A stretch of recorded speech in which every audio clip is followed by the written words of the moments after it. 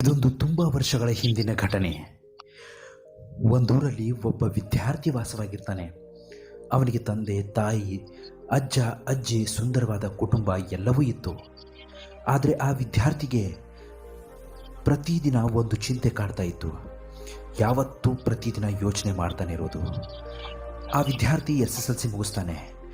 SSLC ಮುಗಿದ ತಕ್ಷಣ PUC ಮುಗಿಸಿದರೆ ನನಗೆ ಸಂತೋಷ ಸಿಗಬಹುದೇನೋ ಅಂತ ಅವನು PUC ಮುಗಿಯೋ ತನಕ ಕಾಯ್ತಾನೆ. PUC ಮುಗಿಯುತ್ತೆ. PUC ಮುಗಿದ ತಕ್ಷಣ ಅವನು ಡಿಗ್ರಿಗೆ ಎಂಟರ್ ಆಗ್ತಾನೆ. ಡಿಗ್ರಿಯಲ್ಲಿ ವ್ಯಾಸಂಗ ಮಾಡ್ತಾ ಇರುವಾಗಲೂ ಅವನಿಗೆ ಅದೇ ಚಿಂತೆ ಕಾಡ್ತಾ ಇರುತ್ತೆ. ಇನ್ನು ನನಗೆ ಇದೇ ತರಹ ಎಷ್ಟು ದಿನಗಳವರೆಗೆ, ಎಷ್ಟು ತಿಂಗಳುಗಳವರೆಗೆ, ಎಷ್ಟು ವರ್ಷ ಅಂತ ಚಿಂತೆ ಮಾಡ್ತಾ ಕೊರಗೋದು ಅಂತ ಯೋಚನೆ ಮಾಡೋದಕ್ಕೆ ಶುರು ಮಾಡ್ತಾನೆ. ಡಿಗ್ರಿ ಮುಗಿದ ಮೇಲೆ ನನಗೆ ಕೆಲಸ ಸಿಗುತ್ತಲ್ವಾ, ಆಗ ನಾನು ಸಂತೋಷವಾಗಿ ಇರಬಹುದು ಅಂತ ಯೋಚನೆ ಮಾಡ್ತಾನೆ. ಅವನಿಗೆ ಕೆಲಸನೂ ಸಿಗುತ್ತೆ. ಕೆಲಸ ಮಾಡ್ತಾ ಮಾಡ್ತಾ ಅವನು ಸಂತೋಷವಾಗಿ ಇರಬೇಕು ಅಂತ ಯೋಚನೆ ಮಾಡುವಾಗಲೆಲ್ಲ ಅವನಿಗೆ ದುಃಖ ಕಾಡ್ತಾನೆ ಇರುತ್ತೆ. ಈಗೇನು ಮಾಡೋದು, ನನಗೆ ಕೆಲಸನೂ ಸಿಕ್ಕಾಯಿತು, ಆದರೆ ಸಂಬಳ ತುಂಬಾ ಕಡಿಮೆ ಇದೆ. ಸಂಬಳ ಒಂದು ವೇಳೆ ನನಗೆ ಹೆಚ್ಚಾಗಿದ್ದರೆ ನಾನು ಎಲ್ಲಿ ಬೇಕಾದರೂ ಸುತ್ತಬಹುದು ಅಂತ ಅವನ ತಲೆಯಲ್ಲಿ ಬರುತ್ತೆ. ಹಾಗೆ ಆಗುತ್ತೆ. ಆ ಕೆಲಸ ಬಿಟ್ಟು ಬೇರೆ ಕೆಲಸಕ್ಕೆ ಸೇರ್ಕೋತಾನೆ. ಕೈ ತುಂಬ ಸಂಬಳ. ಆ ಸಂಬಳದ ದುಡ್ಡಿನಲ್ಲಿ ಅವನು ಫ್ಯಾಮಿಲಿ ಜೊತೆ ಟ್ರಿಪ್ಗೆ ಹೋಗ್ತಾನೆ. ಅಲ್ಲಿ ಇಲ್ಲಿ ಸುತ್ತಾಡೋದಕ್ಕೆ ಪ್ರಯತ್ನ ಪಡ್ತಾನೆ. ಆದರೆ ಅವನಿಗೆ ಸಂತೋಷ ಮಾತ್ರ ಎಲ್ಲೂ ಸಿಗೋದಕ್ಕೆ ಸಾಧ್ಯ ಆಗಲ್ಲ.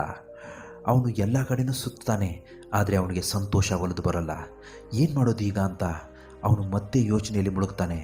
ಆಗ ಮದುವೆ ಆದರೂ ಆಗೋಣ, ಹೆಂಡತಿ ಜೊತೆ ಕಾಲ ಕಳೀಬಹುದು ಅಂತ ಅವನು ಕೂಡ ಮದುವೆ ಆಗ್ತಾನೆ. ಅವನ ತಂದೆ ತಾಯಿ ಅವನ ಕಷ್ಟಗಳನ್ನು ಅರಿತುಕೊಂಡು ಅವನಿಗೆ ಮದುವೆ ಕೂಡ ಮಾಡ್ತಾರೆ.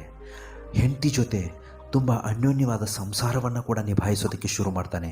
ಆದರೆ ಅದು ಕೆಲವು ದಿನಗಳು ಮಾತ್ರ ಇರುತ್ತೆ. ಸುಮಾರು 2-3 ತಿಂಗಳು ಆದ ನಂತರ ಮತ್ತೆ ಅವನಿಗೆ ಚಿಂತೆ ಕಾಡೋದಕ್ಕೆ ಶುರುವಾಗುತ್ತೆ. ಇದನ್ನೆಲ್ಲ ಗಮನಿಸಿದ ಅವನ ತಂದೆ ಅವನಿಗೆ ಒಂದು ಮಾತು ಹೇಳ್ತಾರೆ. ನಾನು ನಾಳೆ ನಿನಗೆ ಒಂದು ಜಾಗ ಕರ್ಕೊಂಡು ಹೋಗ್ತೀನಪ್ಪ, ನೀನು ನನ್ನ ಜೊತೆ ಬರಬೇಕು ಮಗು ಅಂತಾನೆ. ಅದಕ್ಕೆ ಆ ಮಗು ಅಂದರೆ ಅವನ ಮಗ ಅವನ ತಂದೆಯ ಮಾತಿಗೆ ತಲೆ ಅಲ್ಲಾಡಿಸ್ತಾ ಮಾರನೇ ದಿನ ತಂದೆಯ ಜೊತೆಗೆ ಅಲ್ಲಿ ಹೋಗ್ತಾನೆ. ಒಂದು ದೊಡ್ಡ ಹೂವಿನ ಉದ್ಯಾನವನಕ್ಕೆ ಅವನ ತಂದೆ ಅಲ್ಲಿಗೆ ಕರ್ಕೊಂಡು ಹೋಗ್ತಾರೆ. ಹಾಗೂ ಅವನ ಮಗನಿಗೆ ಹೇಳ್ತಾರೆ, ನೋಡು ಮಗು, ನೀನು ಇಲ್ಲಿಂದ ಹೋಗು, ಇಲ್ಲಿಂದ ಎಷ್ಟೋ ಸುಂದರವಾದ ಹೂಗಳಿವೆ, ಆ ದಂಡಿಗೆ ಹೋಗು. ಅಂದರೆ ಅಲ್ಲಿವರೆಗೂ ನೀನು ಹೋಗುವವರೆಗೂ ಇಷ್ಟೂ ಹೂವುಗಳಲ್ಲಿ ಒಂದು ಸುಂದರವಾದ ಹೂವನ್ನು ಕಿತ್ಕೊಂಡ್ಬರಬೇಕು. ಹಾಂ, ಒಂದು ಮಾತು ಮಾತ್ರ ಚೆನ್ನಾಗಿ ನೆನಪಲ್ಲಿರಲಿ, ನೀನು ನಡ್ಕೊತ ಮುಂದೆ ಹೋಗುವಾಗ ಹಿಂದೆ ವಾಪಸ್ ಬರುವಂತಿಲ್ಲ, ಹಿಂದೆ ತಿರುಗಿ ನೋಡುವಂತಿಲ್ಲ. ಮುಂದೆ ನೋಡ್ತಾ ನೋಡ್ತಾ ನಿನಗೆ ಯಾವ ಹೂ ಇಷ್ಟ ಆಗುತ್ತೋ ಅದನ್ನು ಕಿತ್ಕೊಂಡು ಬರಬೇಕು ಅಂತ ಹೇಳ್ತಾರೆ.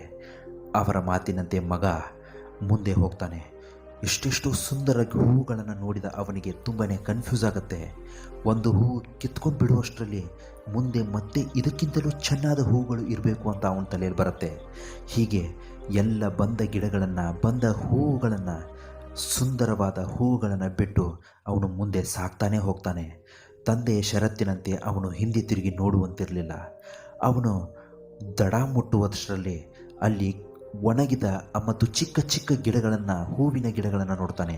ಅಲ್ಲಿ ಅರೆಬರೆ ತುಂಬಾ ಕೆಟ್ಟದಾಗಿ ಬೆಳೆದಿರುವಂತಹ ಹೂವನ್ನು ನೋಡ್ತಾನೆ. ಆಗ ಅವನಿಗೆ ತುಂಬ ಬೇಸರವಾಗುತ್ತೆ. ಏನು ಮಾಡೋದಪ್ಪ, ಹಿಂದೆ ಎಷ್ಟೊಂದು ಸುಂದರ ಹೂವುಗಳನ್ನು ನೋಡಿದೆ, ಆದರೆ ನಾನು ಅದನ್ನು ಕಿತ್ಕೊಂಡ್ಬರೋಕ್ಕಾಗಲಿಲ್ಲ. ಇದಕ್ಕಿಂತಲೂ ಚೆನ್ನಾಗಿರುವ ಹೂಗಳು ಮುಂದೆ ಇರಬಹುದೇನೋ ಅಂತ ನಾನು ಊಹಿಸಿದ್ದೆ, ಆದರೆ ನನ್ನ ಊಹೆ ತಪ್ಪಾಗಿ ಹೋಗಿತ್ತು. ಹೀಗೆ ಯೋಚನೆ ಮಾಡ್ತಾ ಆ ಹುಡುಗ ಇದ್ದ ಆ ಹೂವಿನಲ್ಲಿ ಸುಂದರವಾದ ಒಂದು ಹೂವನ್ನು ಆಯ್ಕೆ ಮಾಡಿಕೊಂಡು ಅವನ ತಂದೆ ಹತ್ರ ಹೋಗಿ ಕೊಡ್ತಾನೆ. ಅವನ ತಂದೆ ಅವನ ಕಡೆಗೆ ನೋಡಿ ನಗೋದಕ್ಕೆ ಶುರು ಮಾಡ್ತಾರೆ. ಯಾಕಂದರೆ ಅಷ್ಟು ಚೆನ್ನಾಗಿರುವ ಹೂಗಳಲ್ಲಿ ಅವನು ಯಾವುದೋ ಒಂದು ಕೊಳಕಾದ ಹೂವನ್ನು ತಂದು ತಂದೆಯ ಮುಂದೆ ಇಟ್ಟಿರ್ತಾನೆ. ನಡೆದ ವಿಷಯವನ್ನೆಲ್ಲ ಹೇಳ್ತಾನೆ. ಅಪ್ಪ, ನೀವು ಹೇಳಿದ್ದೆಲ್ಲ ಸರಿ, ನಾನು ಮುಂದೆ ಚೆನ್ನಾಗಿರುವ ಹೂಗಳು ಇರಬಹುದು ಅಂತ ಯೋಚನೆ ಮಾಡ್ತಾ ಮಾಡ್ತಾ ಚೆನ್ನಾಗಿರುವ ಹೂಗಳನ್ನು ಹಿಂದೆ ಬಿಟ್ಟು ಮುಂದೆ ಇರುವ ಸುಂದರವಾದ ಹೂಗಳ ಆಸೆಯಲ್ಲಿ ನಾನು ಈ ಹೂವನ್ನು ತರಬೇಕಾಯಿತು ಅಂತ ಹೇಳ್ತಾನೆ. ಅದಕ್ಕೆ ಅವನ ತಂದೆ ಹೇಳ್ತಾರೆ, ಇದೇ ಮಗು ಜೀವನ ಅಂದರೆ, ನೀನು ಆ ಸುಂದರವಾದ ಹೂಗಳನ್ನು ಬಿಟ್ಟು ಮುಂದೆ ಸಾಗ್ತಾ ಹೋದೆ. ಆ ಸುಂದರವಾದ ಹೂಗಳು ಏನು ಗೊತ್ತಾ, ಈ ಜೀವನದ ಸುಂದರವಾದ ಕ್ಷಣಗಳು. ಈ ಕ್ಷಣಗಳನ್ನು ನೀನು ಮರೆತು ಮರೆತು ಮುಂದೆ ಸಾಗ್ತಾ ಹೋದೆ. ಅದನ್ನು ಬಿಟ್ಟು ಮುಂದೆ ನನಗೆ ಸುಂದರವಾದ ಜೀವನ ಇದೆ ಅಂತ ಕಲ್ಪಿಸಿಕೊಂಡು ಇಲ್ಲ ಸಲ್ಲದ್ದನ್ನು ಮನಸ್ಸಿಗೆ ಹಾಕಿಕೊಂಡು ಇಲ್ಲದೇ ಇರುವ ಸುಖವಾದ ಜೀವನಕ್ಕೋಸ್ಕರ ಈಗ ಸಿಕ್ಕಿರುವ ನಿನ್ನ ಈ ಸಂತೋಷವಾದ ಕ್ಷಣಗಳನ್ನು ಮರೆತು ನೀನು ಮುಂದೆ ಸಾಗ್ತಾ ಹೋದೆ. ಹಾಗೆ ಮಾಡಬಾರ್ದು. ಈಗ ನಿನಗೆ ಸಿಕ್ಕಿರುವ ಜೀವನವೇ, ಈಗ ನಿನಗೆ ಸಿಕ್ಕಿರುವ ಈ ಕ್ಷಣವೇ ನಿನ್ನದು.